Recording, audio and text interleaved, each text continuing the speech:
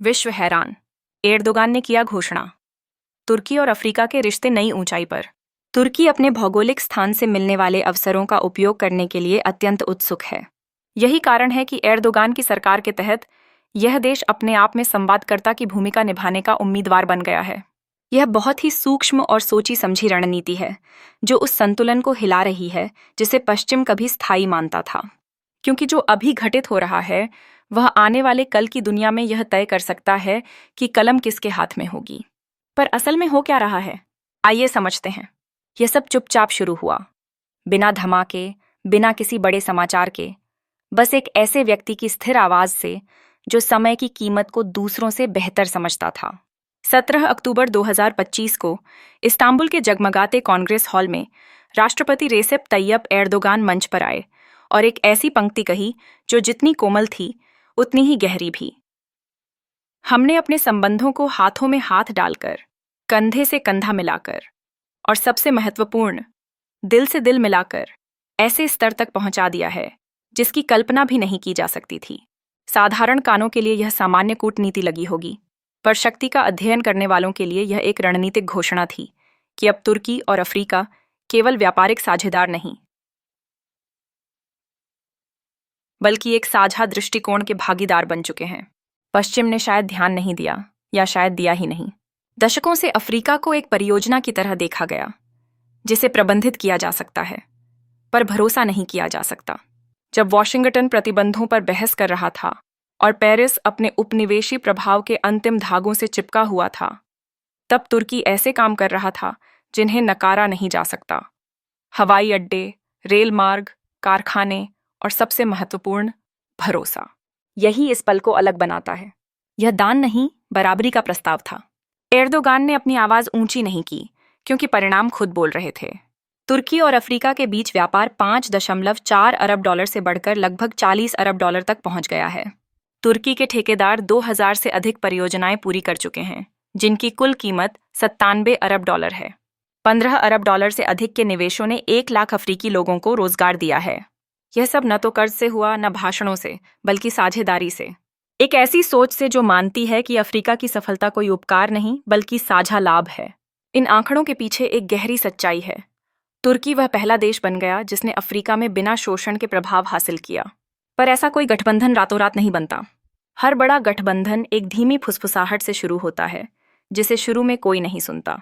लगभग 2 दशक पहले तुर्की ने वह देखा जो दूसरों ने अनदेखा किया, कि अफ्रीका कोई दया का पात्र नहीं, बल्कि आने वाले समय का केंद्र है। जब अंकारा ने 2005 को अफ्रीका का वर्ष घोषित किया, तब पश्चिमी विश्लेषकों ने इसे केवल प्रतीकात्मक समझा। वे गलत थे। इसके बाद दूतावास बढ़े, व्यापार परिषदें बनी और द्विपक्षीय यात्राएं आदत बन गईं। तुर्की सुर्खियां नहीं, स्थायित्व चाहता था, और यही धैर्य उसकी सबसे बड़ी ताकत बन गया। जहां पश्चिमी ताकतें शर्तों वाले सहयोग देती थीं, तुर्की निरंतरता देता था। जहां वे अधीनता चाहते थे, तुर्की सम्मान देता था। धीरे धीरे, परियोजना दर परियोजना, अंकारा ने अविश्वास की जगह अपनापन बना दिया। और अब जब एर्दोगान दिल से दिल की बात कर रहे थे, तो वह कवितामयी नहीं, बल्कि रणनीतिक वक्तव्य था।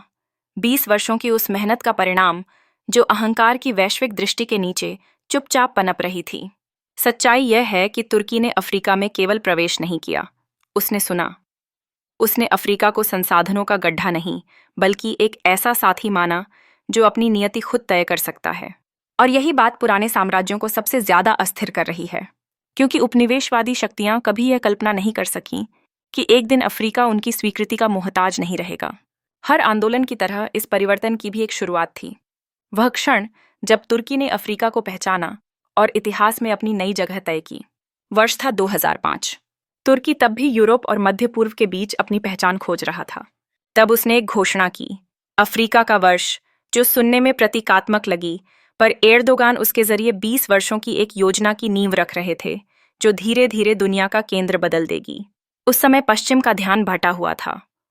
अमेरिका इराक युद्ध में उलझा था, यूरोप अपनी नौकरशाही में खोया था, और फ्रांस अपने पुराने उपनिवेशों को पकड़ने की कोशिश में था। वहीं अफ्रीका बदल रहा था। जनसंख्या तेजी से बढ़ रही थी, अवसंरचना की जरूरतें चीख रही थीं, और नेता थक चुके थे यह सुनकर कि वे अपनी ही जमीन पर किराएदार हैं। एर्दोगान ने स्थिति को दूसरों से बेहतर समझा। उन्होंने महसूस किया कि जहां बाकी थकान देखते हैं वहीं अवसर छिपा होता है। अफ्रीका का वर्ष केवल कूटनीति नहीं, दृश्यता का ऐलान था। तुर्की ने उन राजधानियों में दूतावास खोले जिनके नाम पश्चिमी नेता तक नहीं बोल सकते थे। 2003 में तुर्की के केवल 12 दूतावास थे। आज यह संख्या 44 है और जल्द ही 50 होने वाली है। हर दूतावास एक संदेश था, हम यहाँ रहने आए हैं। पते। पश्चिमी मिशन जहां दीवारों के पीछे संदेह से घिरे रहते थे, तुर्की के राजनयिक बाजारों में चलते, स्थानीय भोजन खाते और सम्मान की भाषा बोलते। पर केवल दूतावास नहीं, काम बदलता है धारणा को। तुर्की ने राजनीति के बजाय निर्माण, शिक्षा और स्वास्थ्य के जरिए रिश्ते बनाए। उसके ठेकेदारों ने सेनेगल में हवाई अड्डे, घाना में स्टेडियम और सोमालिया में अस्पताल बनाए। एर्दोगान की सोच सरल पर क्रांतिकारी थी। अगर अफ्रीका को आप पर भरोसा करना है तो आपको कुछ ऐसा बनाना होगा जिसे वह छू सके। हर ईंट, हर उड़ान मार्ग, हर कारखाना विश्वसनीयता की इमारत में एक नया पत्थर था, और विश्वसनीयता ही असली मुद्रा है। एक बार जब अंकारा ने साबित कर दिया कि वह जो कहता है उसे करता भी है, तो बाकी सब अपने आप हुआ। व्यापार, निवेश, पर्यटन और रक्षा सहयोग। तुर्की एयरलाइंस अब अफ्रीका के 62 से अधिक गंतव्यों तक उड़ान भरती है, जिससे इस्तांबुल अफ्रीका, यूरोप और एशिया के बीच नया प्रवेश द्वार बन गया है। सहायता की जगह पहुंचने ले ली और भाषणों की जगह काम करने वाले तंत्रों ने। IMF की अंतहीन निगरानी और कर्ज चक्र के विपरीत तुर्की का तरीका साफ और व्यावहारिक था। पहले बनाओ, फिर बात करो। लेकिन इस विकास के नीचे एक गहरी रणनीति छिपी थी। तुर्की केवल लाभ के लिए नहीं, बल्कि स्थिति के लिए निर्माण कर रहा था। उसे पता था कि अफ्रीका की जनसंख्या वृद्धि एक दिन राजनीतिक शक्ति में बदलेगी। एक ऐसी पीढ़ी जिसमें यादें होंगी कि किसने उन्हें बराबरी से देखा और किसने प्रयोग की तरह। और यादें एक बार बन जाएं तो सबसे बड़ी राजनीतिक शक्ति बन जाती हैं। जब तक पश्चिमी विश्लेषकों ने यह समझा, तब तक कथा बदल चुकी थी। जो वे प्रभाव कहते थे, अफ्रीका उसे सहयोग कहता था। जिसे वे प्रतीकवाद मानते थे, इतिहास उसे मोड़ कहेगा। क्योंकि जब तुर्की की मौजूदगी सामान्य बन गई, तो सवाल यह नहीं रहा कि अफ्रीका उस पर भरोसा करेगा या नहीं, बल्कि यह कि वह भरोसा कितनी दूर तक जाएगा। और यही वह मोड़ है जहां कहानी प्रतीक से रणनीति बन गई। यदि 2005 चिंगारी था, तो आने वाले वर्ष ईंधन बने। वह दौर जब तुर्की ने नरम संकेतों को कठोर शक्ति में बदला और दोस्ती को आर्थिक और राजनीतिक गठबंधनों के नेटवर्क में। अब सवाल यह नहीं कि तुर्की की एंट्री ने अफ्रीका को बदला या नहीं, बल्कि यह कि उसने पश्चिमी वर्चस्व की सदियों पुरानी दीवार को कैसे चुनौती दी। रुकिए और धन्यवाद कहिए स्टोरी विद तंजरुल समुदाय को, जहां अफ्रीकी आवाज़ें, कहानियां और विरासतें सहेजी और सशक्त की जाती हैं। आप सिर्फ एक दर्शक नहीं, बल्कि एक सांस्कृतिक आंदोलन का हिस्सा हैं। अब आगे बढ़ते हैं। हर सफल साझेदारी के पीछे एक तरीका छिपा होता है, और तुर्की और अफ्रीका की भागीदारी भी अलग नहीं है। जो सतह पर गर्मजोशी दिखती है, उसके नीचे उपस्थिति के माध्यम से प्रभाव की सटीक रणनीति छिपी है। अंकारा अफ्रीका में पश्चिम के अहंकार से प्रतिस्पर्धा करने नहीं आया, वह उसे स्थायी निकटता से बदलने आया है। जब एर्दोगान समान साझेदारी की बात करते हैं, तो वह केवल नैतिक नहीं, बल्कि सोची समझी कूटनीति होती है। तुर्की का मॉडल 3 स्तरों पर काम करता है। पहला, दृश्यता। जहां बाकी पीछे हट गए, वहां उपस्थित रहना। तुर्की एयरलाइंस अब अफ्रीका के 42 देशों में 64 शहरों तक उड़ान भरती है, जहां यूरोपीय विमान सेवाएं वर्षों पहले बंद हो चुकी थीं।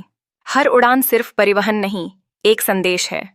जहां दूसरों ने रास्ते बंद किए, वहां तुर्की ने पुल बनाए। दूसरा स्तर है विश्वसनीयता। हर बार वह देना जो वादा किया गया। तुर्की के ठेकेदार केवल इमारतें नहीं बना रहे, वे अफ्रीका के ढांचे में अंकारा की विश्वसनीयता गढ़ रहे हैं। 2000 से अधिक पूर्ण परियोजनाएं, 97 अरब डॉलर की।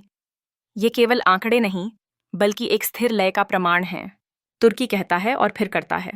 परिणाम, यह धारणा कि तुर्की की प्रतिबद्धता राजनीति नहीं, व्यवहारिक सच्चाई है। तीसरा स्तर, अपनापन। तुर्की ने अपना प्रभाव नियंत्रण से नहीं, बल्कि जुड़ाव से बनाया। जहां पश्चिमी राजनयिक दूरी से आते हैं, वहीं तुर्की के अधिकारी भाई की तरह आते हैं। वे साझा संघर्षों, साझा विश्वास और साझा उपनिवेश विरोध की भावना पर बात करते हैं। अफ्रीका की कई राजधानियों में अंकारा आगंतुक नहीं लगता, बल्कि वह भाई लगता है जो देर से आया, पर आखिरकार घर लौट आया। यह भावनात्मक जुड़ाव ही सबसे रणनीतिक है। एर्दोगान जानते हैं कि पूंजी से वैधता नहीं खरीदी जा सकती। तुर्की की यह नीति केवल राजनयिक नहीं, बल्कि गहराई से भू राजनीतिक है। एर्दोगान जानते हैं कि प्रभाव हमेशा सैन्य शक्ति से नहीं आता, बल्कि उपस्थिति से आता है, भरोसे की निरंतरता से। उन्होंने यह समझ लिया है कि जहां पश्चिम ने केवल संसाधन निकाले, वहां तुर्की ने रिश्ते बनाए।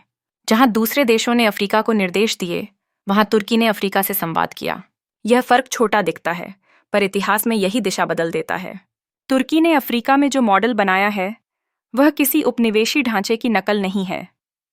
यह एक नए युग की कूटनीति है, जहां साझेदारी बराबरी के स्तर पर खड़ी होती है। एर्दोगान की टीम ने महसूस किया कि अफ्रीका केवल संसाधन नहीं, बल्कि भविष्य का इंजन है।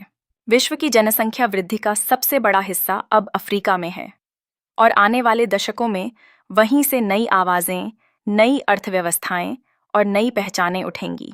तुर्की चाहता है कि जब वह पल आए तो अफ्रीका को याद रहे कि सबसे पहले किसने उस पर भरोसा किया था। यह भरोसा केवल परियोजनाओं से नहीं बनता, यह बनता है साझा इतिहास से। और तुर्की और अफ्रीका दोनों का इतिहास एक जैसा है, साम्राज्यों की छाया में जीने का और फिर अपने पैरों पर खड़े होने का।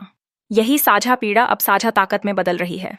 तुर्की की अफ्रीका नीति को 3 चरणों में समझा जा सकता है। पहला, सांस्कृतिक जुड़ाव। तुर्की ने फिल्मों, छात्रवृत्तियों, धार्मिक और मानवीय संगठनों के जरिए अफ्रीका के दिल तक पहुंचना शुरू किया।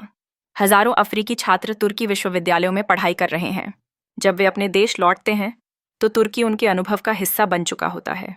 दूसरा, आर्थिक एकीकरण। तुर्की अब अफ्रीकी बाजारों में केवल सामान नहीं बेचता, वह स्थानीय उत्पादन में भी निवेश करता है। कारखाने, कपड़ा उद्योग, खाद्य प्रसंस्करण इकाइयां, ये सब अफ्रीकी जमीन पर बन रहे हैं ताकि रोजगार भी वहीं पैदा हो। तीसरा, राजनयिक प्रभाव। तुर्की अफ्रीकी संघ और क्षेत्रीय संगठनों में सक्रिय भूमिका निभा रहा है। उसका उद्देश्य यह दिखाना है कि सहयोग का मतलब निर्भरता नहीं होता। आज अफ्रीका के 40 से अधिक देश तुर्की के साथ किसी न किसी रक्षा, व्यापार या शिक्षा समझौते में जुड़े हुए हैं। तुर्की ने अफ्रीका के लिए एक ऐसा रास्ता खोला है जो पश्चिमी हस्तक्षेप से मुक्त है, जहां हर राष्ट्र को अपने निर्णय का अधिकार है। लेकिन इस पूरी प्रक्रिया का सबसे रोचक हिस्सा यह है कि तुर्की ने कभी यह दावा नहीं किया कि वह अफ्रीका को बदलने आया है। उसने बस कहा, हम तुम्हारे साथ बदलना चाहते हैं। यह वाक्य ही उसकी नीति का सार है। आज जब यूरोप अपने भीतर उलझा है, अमेरिका अपने संघर्षों में डूबा है और चीन आर्थिक मंदी से जूझ रहा है, तुर्की और अफ्रीका साथ मिलकर एक नई धुरी बना रहे हैं। इस्तांबुल अब केवल एक शहर नहीं, बल्कि महाद्वीपों को जोड़ने वाला नया दरवाजा बन चुका है। अफ्रीका के 60 से अधिक शहर अब सीधे तुर्की से जुड़े हैं, जहां से व्यापार, शिक्षा और संस्कृति का आदान प्रदान रोज होता है। यह संबंध केवल आर्थिक नहीं, भावनात्मक और ऐतिहासिक भी है। तुर्की का हर कदम यह संदेश देता है कि विश्व अब एक ध्रुवीय नहीं रहा। अब कई केंद्र हैं और उनमें अफ्रीका भी एक है।